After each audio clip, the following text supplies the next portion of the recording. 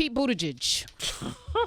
Pete Buttigieg has been making some noise because he's surging in the polls, right? Yeah.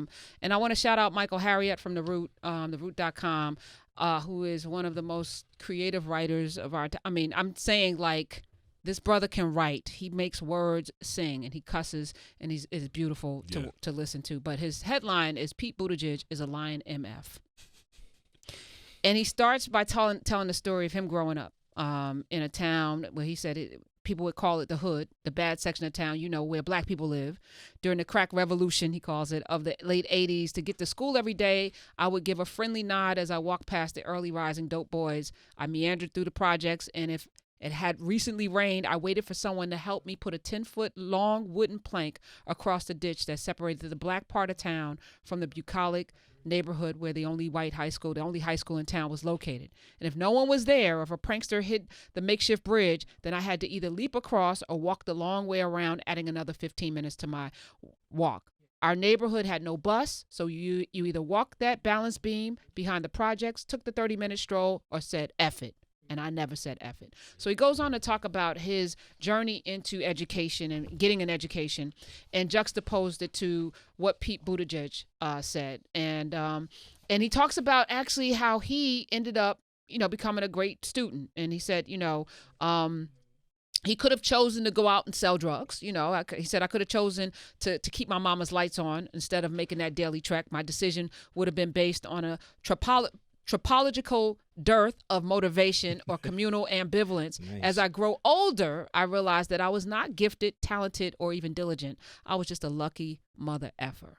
And he said Pete Buttigieg is a lucky mother effer too. And he talks about his educational background. It's a brilliant juxtaposition of one man's journey against another man's journey, but this man wants something. Yeah. He said Pete didn't have to jump a ditch, and he said, let's play that quote. I know Dele's here. We can get to him in a second. But play the quote from Pete Buttigieg that we played yesterday. The kids need to see evidence that education is going to work for them, right? So you see a lot of parts of town. That's part of the motivation. Yeah, because you're motivated because you believe that at the end of your educational process there's a reward, there's a stable life, there's a job. And there are a lot of kids, especially the lower income minority neighborhoods, who literally just haven't seen it work. There isn't somebody they know personally and I think that's who testifies to the value of education. So yeah. So Mike Harriet picks up from this quote. He says, I want to be clear. Pete Buttigieg is a lying mother effer. He said, this is not a misunderstanding. This is not a misstatement. Pete Buttigieg went to the best educational institutions America had to offer. And he, more than anyone on the goddamn planet, knows that everything he just said is a bald-faced lie. Majority minority schools receive $23 billion less in funding than majority white schools. According to a recent study by EdBuild, black students in Indiana, the state where Pete Buttigieg serves as mayor, and across the country are disciplined more harshly than white students. But even though Buttigieg has never attended a school with more than 10% black students, he thinks he knows what's stopping black kids from achieving their educational dreams. Apparently, it's not the fact that the unemployment rate for black college graduates is twice as high as the unemployment rate for white grads.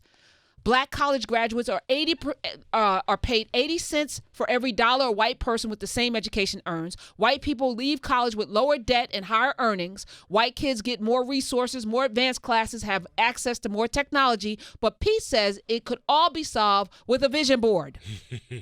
Mayor Pete's bullshittery, his bullshittery is not just wrong, it is proof. It proves men like him are more willing to perpetuate the fantastic narrative of Negro neighborhoods needing more role models and briefcase carriers than make the people in power stare into the sun and see the blinding light of racism.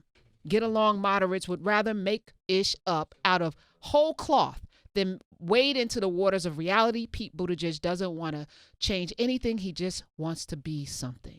This piece right here. And this is from, he was running for mayor in 2011. That's where the clip came from. But it's definitely on display today because he hasn't changed his mind about things. I haven't heard him say anything different. Yeah. And even with the Frederick Douglass plan that we talked about last week, he doesn't get it. Yeah. He's out of touch.